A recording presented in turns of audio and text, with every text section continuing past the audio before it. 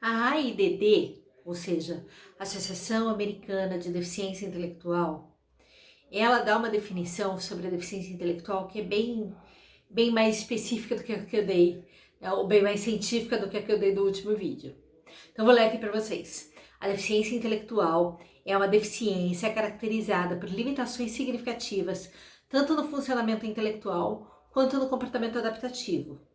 Abrange muitas habilidades sociais e práticas cotidianas. Essa deficiência tem origem antes dos 18 anos. A prevalência dela na população em geral é de 1%. Tem níveis de gravidade leve, moderado, profundo, leve, moderado, grave e profundo. E a etiologia, ou seja, as causas são amplas. Então vamos voltar. Que é a deficiência intelectual segundo essa associação americana, que é a associação de referência. A deficiência intelectual para eles, ou na definição específica, ela está inserida, não. Ela é uma questão muito mais adaptativa do que cognitiva, né?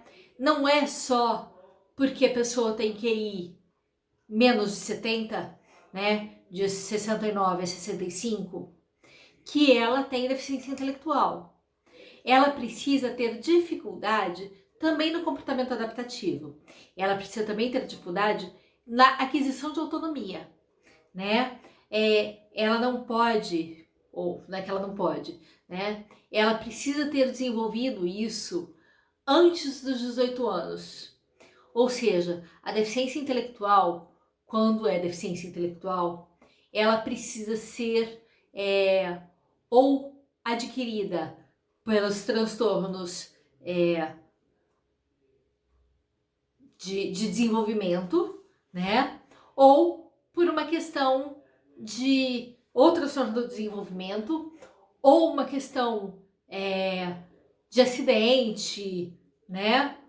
Ou por uma questão materna, privação alimentar materna, medicação materna, tudo aquilo que pode interferir no desenvolvimento do feto, né, que pode ultrapassar a barreira placentária e interferir na gestação, né, no desenvolvimento dessa gestação, isso pode gerar uma deficiência intelectual. Então,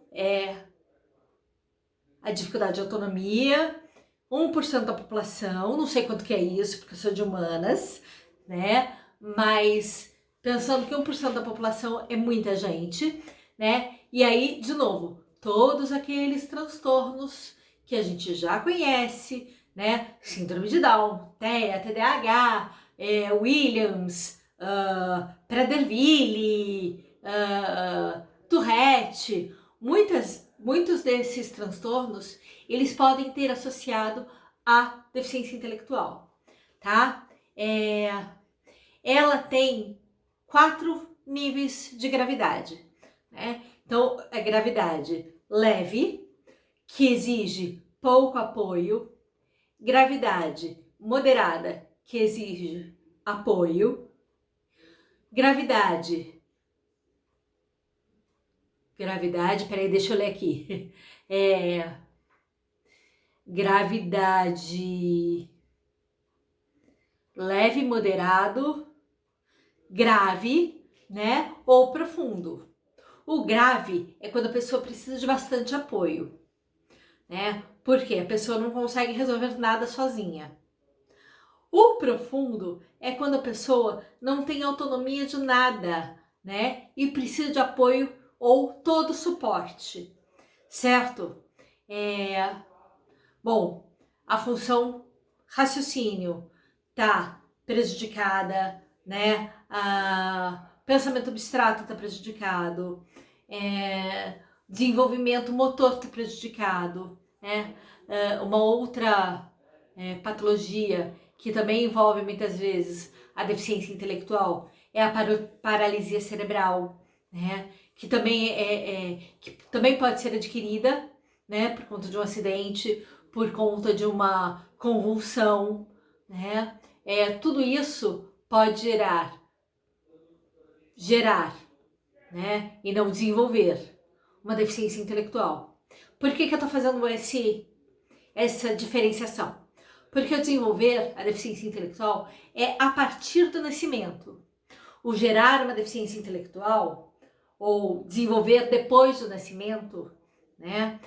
Porque desenvolver depois do nascimento gerou uma deficiência intelectual por causa de alguma substância que a mãe ingeriu durante a lactação, né? Durante a amamentação, por conta de uma convulsão que a criança teve, por conta de uma queda, né? Tudo isso pode gerar deficiência intelectual. Por outro lado, o que pode desenvolver a deficiência intelectual é a privação de nutrição, né? Então, a mãe ou o bebê pode não ter nutrientes suficientes para se desenvolver. Remédio da mãe, né? Ou seja, a mãe ingerir alguns remédios durante a gestação que pode prejudicar o desenvolvimento desse bebê, porque esse remédio pode, como é que se diz? Quebrar a barreira placentária, né? E isso influenciar no desenvolvimento fetal. Pode ser também uma questão de alcoolismo, né? Porque aí também alcoolismo, qualquer tipo de substância tóxica, pode ser uma questão de depressão da mãe, né? Por exemplo, a mãe tem uma depressão tão profunda que ela não consegue ter energia, né, vital para gerar esse bebê. Então, esse bebê também pode ter uma deficiência intelectual em virtude disso, tá? Deixa eu ver mais o que era que eu queria falar para vocês. Existem fatores de risco, como eu estava falando, né? Biomédicos, ambientais e psiquiátricos. Biomédicos, desnutrição, convulsão, síndrome genética, né? Distúrbios metabólicos, infecções perinatais, etc. Ambiental, privação perinatal, ou seja, nos primeiros meses de vida, o bebê não ter nem estímulo cognitivo e nem estímulo alimentar para poder se desenvolver, né? Ingestão de substâncias, traumas do parto, ou seja, a criança pode nascer com anóxia, né? Nascer roxinha, traumatismo craniano, intoxicação pós-natal, violência doméstica, né? Existe uma coisa chamada síndrome do bebê sacudido, que o bebê que é muito sacudido, né? O cérebro, ele também vai ser sacudido, né?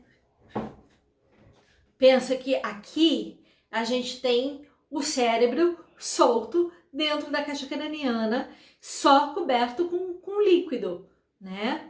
E esse líquido, quando o bebê é realmente sacudido, ele não tem, não consegue ter suporte, ele não consegue ter nenhum tipo de barreira para poder conter esse choque, né? Então esse bebê fica confuso, né? E isso acaba sendo violência doméstica também, né? Como eu acabei de dizer também, a depressão é uma comorbidade psiquiátrica, né? Se a mãe teve depressão, se essa criança nasceu com hiperatividade, ansiedade, anorexia, né? Paralisia cerebral, né? Transtorno bipolar de humor. Isso também é uma comorbidade psiquiátrica, tá? Além das comorbidades genéticas, que a gente já falou, que é a síndrome de Down, síndrome de Prader-Willi, X frágil, entre outras tantas, tá? Já me estendi demais aqui, espero que vocês tenham gostado. Se gostaram, compartilhem. Se não gostarem, compartilhem mesmo assim com os inimigos, tá? Mas se não gostaram, vamos falar de verdade, se não gostaram, deem um toque, fala o que vocês acham que tá faltando, ok? Até mais!